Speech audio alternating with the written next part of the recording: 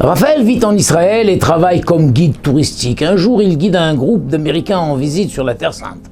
Dans le but qu'il transporte, il se retrouve assis à côté d'un homme d'une soixantaine d'années. Celui-ci, prénommé Shlomo, lisait un journal qui traînait dans le bus depuis quelques jours. À un moment, les yeux de Raphaël se posent sur un article rapportant qu'un corps a été trouvé près de Kfar Saba, une ville en Israël. Une enquête avait prouvé que c'était la dépouille d'un garçon, Samuel, disparu 11 ans plus tôt. Personne n'avait jamais vu ce qui lui était arrivé.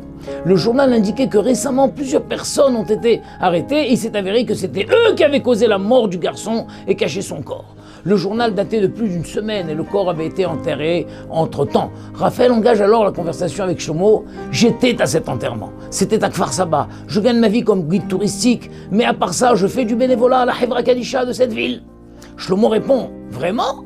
Je crois que c'est là-bas que mon père est enterré. » Étonné, Raphaël répond « Comment ça, vous croyez ? En général, les gens savent où sont enterrés leurs parents. » Shlomo pousse un profond soupir et dit « C'est vrai, je devrais savoir où il est enterré, mais un père devrait aussi savoir comment se comporter avec sa famille. » Raphaël n'en revient pas. « Vous voulez dire que vous n'êtes jamais allé sur la tombe de votre père ?»« Exactement, » répond Shlomo. « Il n'a jamais été un père pour moi. Il a disparu de ma vie quand j'avais 12 ans, abandonnant ma mère avec 3 enfants. J'ai souvent essayé d'entrer en contact avec lui, mais il vivait replié sur lui-même, incapable de maintenir une relation avec qui que ce soit. À 18 ans, je l'ai une fois aperçu sur le trottoir d'en face et je lui ai fait un signe de la main. Il m'a regardé, j'ai vu qu'il me reconnaissait, mais il ne savait pas comment réagir. Finalement, il a fait demi-tour. À ce moment, j'ai réalisé que je perdais mon temps à essayer d'établir un contact avec lui, soit parce que cela ne l'intéressait pas, soit parce qu'il n'en était pas capable. J'ai compris que je devrais me débrouiller seul. Shlomo reste silencieux un moment et poursuit.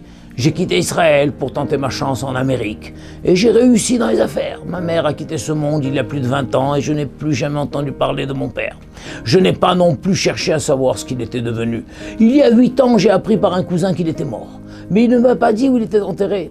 Et je n'ai rien demandé. Quand vous avez parlé de la Hevra Kadisha et mentionné la ville de Kfar Saba, cela m'a tout à coup rappelé mon père. Il habitait là-bas à l'époque, donc j'imagine qu'il y est enterré aussi. Raphaël propose alors Shlomo. Je peux vérifier ça en quelques minutes si vous voulez. Je n'ai qu'un coup de fil à passer. Shlomo réfléchit un instant avant de donner son accord. Raphaël appelle la Hevra Kadisha et demande au secrétaire de vérifier si monsieur Untel est enterré à Kfar Saba.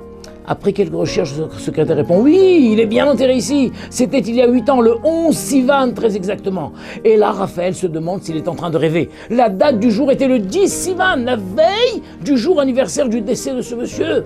Raphaël dit à Shlomo « Écoutez, ce n'est pas par hasard que je me suis assis à côté de vous, que j'ai lu votre journal et que je vous ai raconté que je travaillais pour la Hevra Kadisha de Kfar Saba. Tout a été orchestré du ciel pour vous faire savoir où se trouve la tombe de votre père et en plus son anniversaire de décès est demain. Dites-moi, avez-vous une fois récité le Kaddish pour lui ?» Shlomo répond « Non, jamais.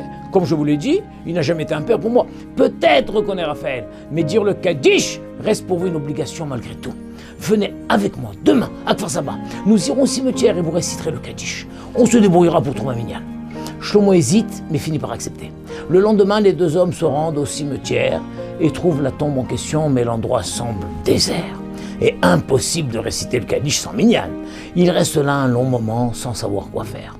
Alors qu'ils s'apprêtaient à repartir, Raphaël aperçoit tout à coup un groupe de personnes largement assez pour compléter un minyan. Mais ce n'était pas encore gagné. Raphaël connaissait assez bien les gens de Kfar Saba pour savoir que les chances de les voir prêts à rester pour dire des prières à la mémoire d'un inconnu étaient bien minces. Écoutez bien la suite, vous n'allez pas y croire. Au bout d'un moment, le groupe quitte la tombe devant laquelle il s'était recueilli, s'avance dans la direction des deux hommes et s'arrête devant la tombe du père de Shlomo. Une femme enveloppée dans un grand châle dit alors à quelqu'un du groupe « Pouvez-vous dire le Kaddish pour lui aussi ?» C'était un homme de valeur. Raphaël intervient, excusez-moi, le fils de ce défunt est ici. C'est lui qui devrait réciter le Kaddish. La femme regarde Shlomo d'un air surpris. Son fils ? Où étiez-vous toutes ces années ? Embarrassé, Shlomo ne sait quoi répondre. Raphaël prend la parole à sa place. Ses parents ont divorcé quand il était jeune et il a perdu tout contact avec son père. La femme se tourne alors vers Shlomo et lui dit « Eh bien, permettez-moi de vous dire quelque chose.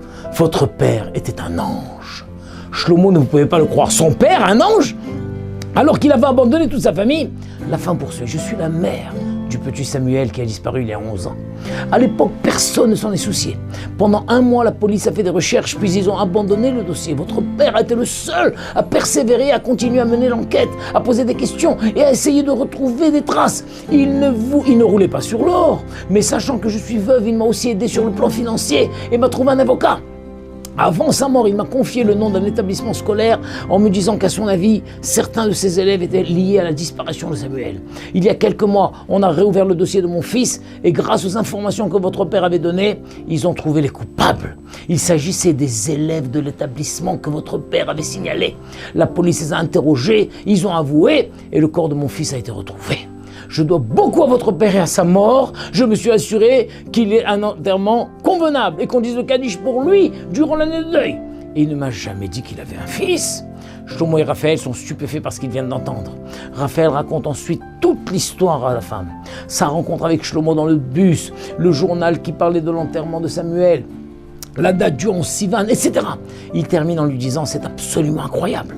C'est comme si votre fils s'est chargé d'amener Shlomo jusqu'ici pour lui faire réciter le Kaddish à la mémoire de son père.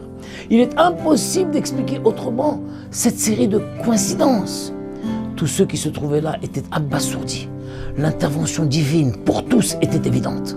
Les efforts d'un homme pour le respect d'un disparu avaient fini par aboutir et il avait eu droit à une sépulture en règle. Cet homme dont le comportement vis-à-vis de sa famille était incompréhensible avait néanmoins mérité que son fils soit présent sur sa tombe le jour de son anniversaire de décès pour y réciter le Kaddish.